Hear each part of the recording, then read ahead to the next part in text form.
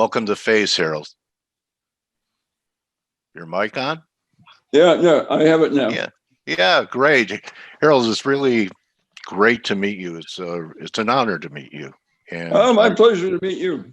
Yeah, so I'm very interested in talking to you. I've done some due diligence and read about you. I mean, if I went over your CV and everything you've done in your life's work, it would take the whole interview. But I just want to let our viewers and listeners know that you have served 4 presidents, and I'm going to share my screen because we're going to be talking about a few things here, and that you're known as one of the 100 most influential geopolitical experts on the planet, and that your first job in government, if I'm correct, you broke in with the Kennedy administration. Yes. So, okay. So, I mean, with all of these achievements and your life's work, what would you say has given you the most satisfaction with what all the different things that you've done, Harald? That's a hard one because coming to government service was really exciting, and one way or another I was given the opportunity to make a lot of decisions and learned about power in Washington, and that was a big high point. But in subsequent years, when I decided I was tired of bureaucracy, I began to work with CEOs of really big companies. Okay. And that was pretty exciting. I mean, I was brought in to rethink the future of IBM in 1980 in a huge rethink. They didn't follow my advice, but it was exciting. And I worked with one of the world's biggest manufacturers, actually for decades, Toyota, on its worldwide deployment. So those experiences, several other big corporations, were a different kind of highlight because they gave me a personal view of how the world works as seen from inside giant enterprises. And since then, I've been brought in for work with sovereign wealth funds, and that was pretty exciting. Like, how do we deploy money in this confusing array of public and private business? So yeah. I don't know which was the most exciting. I'm trying now in my later years to kind of roll it all into what have I learned, and talking to you is part of this process of what have I learned. I appreciate that. A new institute has been created in my name. I'm showing it right now, Harald. I'm showing it on screen right now. Yeah, the Malgern Strategic Institute. Yeah, right now it's headquartered in Switzerland, but we're gathering some pretty formidable people from different countries who are, let's say, thinking with me about where the world is going in the next 2 or 3 decades. So where technology will take us, where digitalization will take us. So okay. I'm using all this experience to look forward now. Yeah, I mean, for me to look 2 or 3 days forward is long term. Yes, Steve. Dale, yeah. If I may interject, since Mr.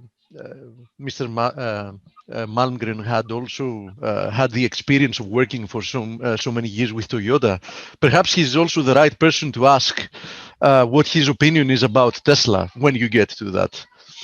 You can do it now. So go ahead, Harald. EVs versus combustible. Yeah, Toyota was a model of comprehensive organization of machines, people, logistics. I mean, they were the first to really emphasize just in time. Tesla is a brainchild of one person, and it keeps expanding. It's a brain that keeps expanding, but it's also scattered all over other issues. And to me, it's an elusive creation that simply has no coherence. It's entirely dependent on one brain, and that is not an organization that can survive. Interesting. Okay, and sometimes that brain can be a bit erratic as well. So, Very. yeah. So you're a big believer in teams and communities and collaboration, then, Harold. And Yes. these people that want to be autocratic, whether it's in government or business, they are at a disadvantage because they only have one brain, two eyes, rather than collaborating with people to get the views. I call it intelligence gathering. Has that been a big part of your career too, by being open to listening to other experts and helping you formulate your opinion through people's work that you respect? Yes. I've always believed that teamwork was essential to accomplishing anything, whether it's in politics or in concrete business, construction, or just organization. Nothing gets done unless it's done in some form of organized effort. Single people or single points of decision making don't work. Now, the most vivid example was the old Soviet Union. I had the chance to go to the Soviet Union with Kissinger and George Shultz and others in 1973. And for various reasons, I was asked aside and said, is there anyone I'd like to meet? And I said, I'd like to meet the boss of Gosplan, which was the central planning unit for the Soviet Union. And they arranged a private lunch. And I did meet with him, and after he explained how it all worked, I said, but how can you trust any of the numbers you get? And he said, I don't. I fly around and open and close warehouse doors to see if they're lying, and occasionally I zap somebody with prison time or worse. So that's how our system works. I said, your system is not sustainable. You cannot centralize that much. It's too big to manage. So I'm giving that example because it applies to China. China is now moving towards higher centralization. It's not sustainable. At some point, it will all be one decision system, and it will break down. I do believe you have to do this by teams, all the way up from bottom, and that's how everything works. Politics, business. Okay. Well, you know what? Why don't we, since you brought up China, and I've read some of your stream on Twitter, and Right. you do have some beliefs that, everyone's talking about China's ascension, the yuan, or some other new currency. But what really caught my attention, Harold, was this tweet here. Is an historic dollar short squeeze coming soon? Because this is our wheelhouse. It's FX, and I've said to people, no one can come up with a bullish narrative for the dollar. Everyone's talking about what the Fed has done and deficits, and we've been talking about the death of the dollar. I'm no spring chicken. I'm in my mid to late 60s, and the dollar is still here, although it's been under pressure, a lot of pressure this going into the end of the year, and we're getting a pretty good bounce here. So what's your thinking behind a dollar short squeeze? Is it going to be based upon risk off of asset deflation, where people just go to the dollar as a safe haven? Or is there any other dynamic that I'm not aware of in your narrative for this possible scenario? I think you have to begin with the dollar relative to everything else, because that's your theme about foreign exchange is relative to what. So we have, yes, dollar weakness at the present time based on the risk analysis among various assets in a Federal Reserve or central bank made market. But just step back from all of this. What is the outlook for Europe? continental Europe looks to me headed into a prolonged recession, not a short-term virus recession, but I see weakening export capability of Germany and its partners. I think the Eurozone is in severe trouble. And so if you want to be in a stronger currency, you can't go there, because I see the euro temporarily strong, but in the longer term, weakening dramatically. Then sterling, well, that's an oddball case. I think everybody has assumed that Brexit hurts, but I'm not so pessimistic about sterling. But it's not big enough by itself to be another alternative. So then we go to the renminbi or the Chinese basic currency, and China, to me, the economy looks like it's growing because they measure it by output, the industrial output. They give everybody a target, and of course, everybody meets it, because if you don't meet your target, you get punished. But they're producing a lot, but the demand is clearly deficient. That they're not absorbing what they're producing. And so big debate inside China at the highest levels now is, how do we expand domestic demand? And if we can't get more money out to the people, then how do we expand the state-owned enterprises? That debate is not much discussed in the press. But what do you think their plans are? Expansionist ideas? I mean, they built up those islands in the South Sea. They still believe Taiwan is part of their country. And since you are, a geopolitical expert, what do you see on the horizon, not just economically, but geopolitically for China and the rest of the world? Well, boiled down, I believe China's growth is slowing down. They'll be lucky to get much above 2% growth for the next several years. And in addition to all the problems, they're going to have to spend more on defense if they're going to keep being so aggressive worldwide, and that will take funds away from the rest of the economy.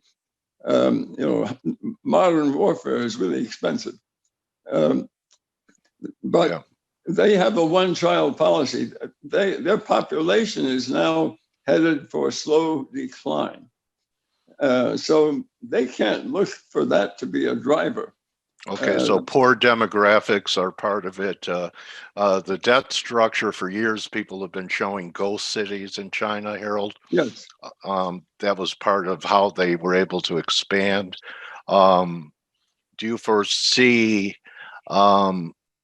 this is kind of a Cold War that we have going on between the U.S. and China? Do you see that ameliorating should and if and when the Biden administration takes control? It's popular in the press to say that it will ease off, but I don't think so. China has been super aggressive alongside, not with Russia, but in parallel with Russia, in probing our cybersecurity and stealing from the U.S. It's impossible for Biden to soften up, but he has to harden up. Okay, so what do you think the potential? Can we keep a Cold War going without it becoming hot? And are you a believer that Russia was behind this hack that wasn't discovered in 8 months? Yeah, well, as for Russia, yeah, I mean, I after all these years, I know a lot of people in intelligence, not only in the U.S. but around the world. So as for me, I'm unbiased. I don't have a party politics orientation on this or what Trump said or didn't say.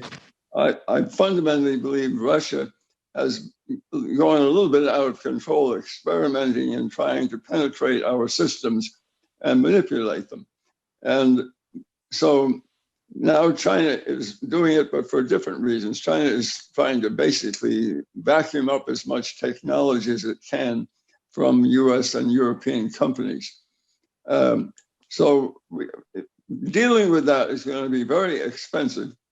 And and it's going to lead cybersecurity effort, not only in the military security area, but the same lessons are going to be applied to private enterprise. So we're going to see a revolution coming in cybersecurity in business. And it's going to come pretty fast. I would say next 4 or 5 years, we're going to see big developments. Okay, so are we heading towards a scientific dictatorship, Harold, where they know everything? And part of this could be, I wrote a poem when COVID first broke out that, it would be the excuse for everything, even though it's serious and we've lost many lives. Is this going to be the way through contact tracing and AI and cyber that we're going to continue to lose a lot of our privacy and freedoms that have been eroding since the Patriot Act after 9/11? Yes, well, you put your finger on the most important question for the next few years. On the one hand, yes, authorities will be able to see more, and what you think is private is going to be smaller and smaller. And if we go towards digital currency or cashless society, it's going to be a big leap into almost no privacy regarding how much money you have and where you have it. Do you think we're headed that way, Harold? Is that why the governments let the Bitcoin experiment continue, to get people accustomed to the digital world and the war on cash, so that they do? Go ahead. Yeah, it's moving in that direction. I'll tell you who's the quiet leader is the Bank of England. The Bank of England has been working with all the Commonwealth countries, big and small, not only Australia, but little places like Malta or Bermuda. They've been working now several years, and they're well on the way to digital currency for that complex. They cooperate a lot with Bank of Japan and with the Fed. Fed has a lot of research. It's going in that direction. I'll tell you why. Because every government, local, regional, national, in the world is heavily indebted and short of revenue. And they're all looking for, is there some way we can tap all that liquidity that's running out there but doesn't seem to reach ordinary people? Can we do it other than through higher taxes? And the answer is, yeah, you can get at everybody's account. So that pressure is going to build and build. It will end up with crushing Bitcoin in favor of national currencies. However, there will be pushback. And there's where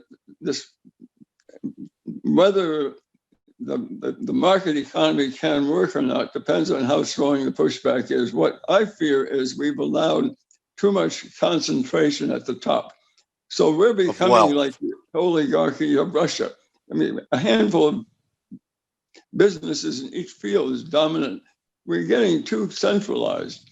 That's where the real problem is. So the battle with digitalization is going to be about oligarchies versus governance broadly. Okay, so basically you're a believer that digital currencies democratizes economies? No, it probably allows people at the top to run everybody's affairs. I'm very afraid of where it's going, but I don't see the counter pressures, because the oligarchies or the highly concentrated companies in the U.S., let's say, seem to be just thriving passively on making money without thinking where this is heading. Okay. I just want to switch gears a little bit, since you saw the whole development of this happening with the centralization of markets by central planners beginning in earnest really after the 2008 Great Recession and continuing on through QE and central banks taking away markets. They've entered corporate bond markets and junk bond markets. Your view on the Fed and whether or not it's going to lose its grip? There are some senators challenging Fed powers. What do you think the future is for the Fed, Harold? Well, everybody in the foreign exchange markets is keenly interested in that question. I think the Fed has already lost control, essentially starting with Bernanke, this open-ended flooding of the market. We, had various names, QE, QE1, 2, 3, and so forth. TARP, TARP, and then under Powell, openly buying any kind of corporate debt. Yeah. Way beyond its mandate. Way beyond. They could easily have, for let's say the fallen angels in the debt markets, they could easily have set up a resolution trust and scooped up just the decay, restructured that, but not buy all the debt. So instead of buying the zombies, it's out of control. There is no market left. And Fed can't really back out of this. I don't care what the Congress says. The Congress doesn't want a market crash that they cause. So they're not going to be so restrictive to the Fed. The Fed is a kind of monster without control. And there is no basic philosophy. I've listened to Powell explanations, and there's hardly any truth in any of what he says, but I'm not sure he is lying. I think he's in over his head. Okay, so Paul's in over his head. A lot of people are drinking the Kool-Aid. Yep. And I have to talk about that. I've been around the markets for over 4 decades myself, Harald, and I've never seen a crash with a recovery occurring at such a rapid pace. I'm wondering if you think that markets right now have become kind of like the Tower of Babel, and it's what everyone is more interested in. In fact, the people are still voting their pocketbook, and 74 million, I believe, voted for President Trump so that their 401k would remain intact. That was their belief. And they didn't like the fact that higher taxes would come with Biden. So with everything going on here in America, and we've never seen this happen on a transition of power before, do you think that we're going to have a peaceful transition, or is it possible that the United States could be looking at National Guard troops on the street before this is over? It's a good question, but let me just say, after watching so many different administrations transitions since I came to Washington at the beginning of the 1960s, each new administration has a learning period of how to get things done, and it usually takes 18 months to 2 years.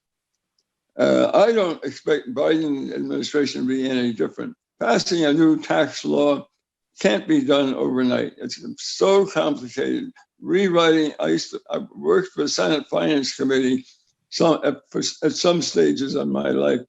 It's just so elaborate. So many different people are involved, so many lobbyists, so many lawyers.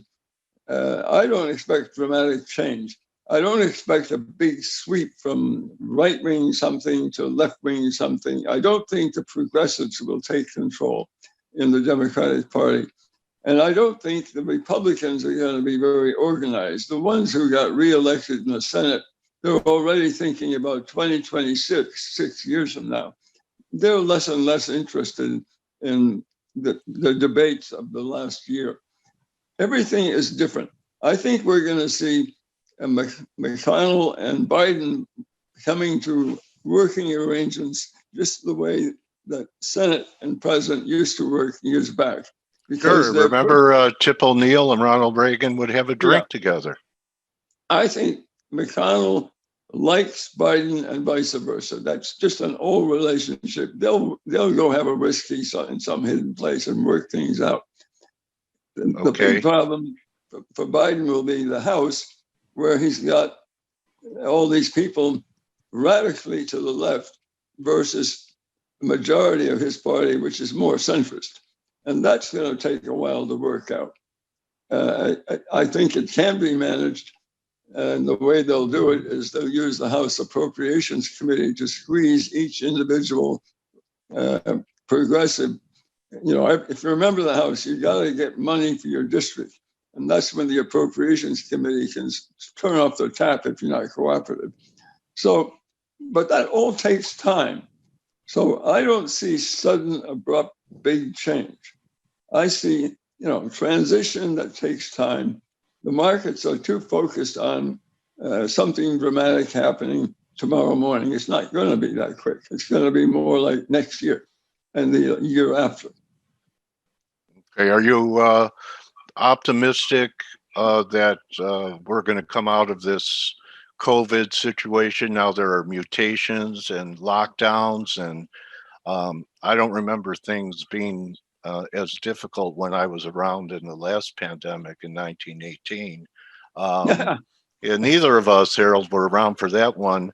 No. What do you think is going to be the outcome of COVID-19 or COVID-20 with the mutation? How do we get out of this? Is it going to be that strict control and strict lockdowns that happened last spring in Europe that really never happened here? Will Biden be more open to shutting down the country completely? Well, that depends on how well we manage this infection rate. And well, this we're not doing it well, are we? No. The President Trump just didn't address it as a national issue.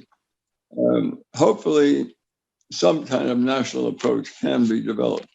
But in my view, since the virus really began to get a grip, my view was very simple. We're not going to have a V-shaped recovery because if the labor force is being restructured, a lot of people who were working in Manhattan are now going to be working from home. Right. That's permanent. And a lot of people who were employed in small business, they're out of business and they're not coming back. It's going to take time to reconfigure our economy. I don't think there's any V-shape coming. It's everybody's delusional in thinking we're going to have a quick rebound. We are going to have a slow climb and a reconfiguration of where we make things, where we work, and how to manage the permanently unemployed. And that number is going to stay big. I'm not surprised that the applications for unemployment are rising again. No surprise to me. I never expected otherwise. Okay, well then let's wrap it with what you're most known for, being a geopolitical expert. Is it peace in our time, or what keeps you up at night geopolitically that could possibly turn into some type of conflict with our adversaries? Well, I think that the Russians like to toy with the U.S. here and there, but they're not going to have direct firefighting with the U.S. because they fear overwhelming defeat. So let's set the Russians aside. The Chinese, it's a very big country, hard to manage at one point, and a leader who's got too much power and now may have to show his teeth just to stay in office. And so China is very hard to calculate. Will they conduct conflicts with neighboring countries and agitate the U.S. and we protest? Or will they do something bold like reach for Taiwan? That would involve the U.S. in defending Taiwan. Right. But I don't see a massive intercontinental war. It's too expensive for both sides, too destructive for both sides. Chinese don't want, they don't want self-annihilation. They are fundamentally not as strong as the U.S. militarily. So So Harold, maybe it's a blessing in a way, the divisions and national strife that most nation states have with the polarity and the divisions in their society, that they'll be so busy managing their civilian populations, they won't have time for adventurism. Yes, and they won't have the money. Adventurism is very expensive. Nobody has money for big military adventure. Well, you know what, Harold, it was an adventure talking to you for 30 minutes today. Well, thanks for inviting me along. I really enjoyed it, and perhaps we could get together in the new year and see how things are developing globally, and appreciate you taking the time. I want to wish you and your family that you remain safe and have as merry a holiday and new year as possible in this world at this time. Same for you. I'm getting Okay. older, but somehow I'm still perking along, and so. Well, there's a Bob Dylan lyric, Harold. Tell me what you think of this.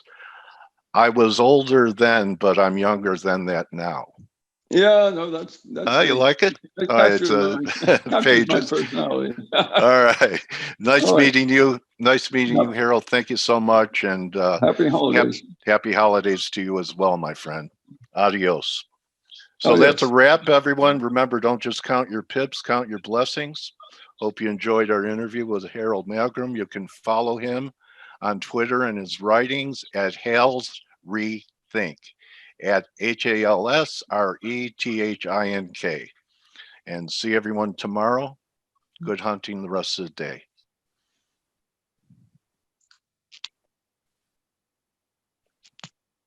Okay, where is it?